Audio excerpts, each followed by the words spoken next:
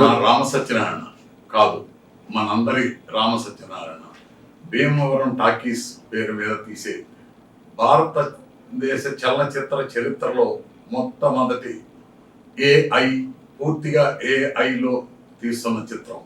ఆయనే నిర్మాతగా, ఆయనే హీరోగా నటిస్తున్న భారతదేశపు మొట్టమొదటి ఏఐ చిత్రం యమకింకరుడు.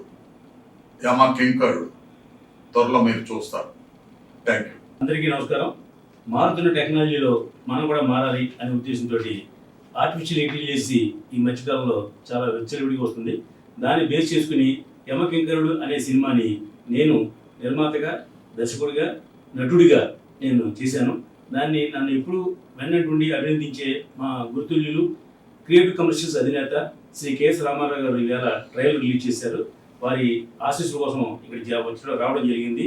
దీన్ని యూనివర్సల్ బుక్ ఆఫ్ రికార్డ్స్ వాళ్ళు దాంట్లో నమోదు చేసుకున్నారు. రేపు 23వ తేదీన కోటి రామకృష్ణ ఫిల్మ్ అవార్డ్స్ సందర్భంగా వాళ్ళు నాకు ఈ అవార్డుని, సర్టిఫికెట్ని ఇస్తున్నారు. దానికి ఎప్పుడు ఏ పని చేసినా ముందుగా చెప్పే మా కెఎస్ రామారావు గారు నన్ను అభినందిస్తున్నందుకు వారికి ధన్యవాదాలు తెలియజేస్తున్నా. Thank you sir. All the best Ram, all the best.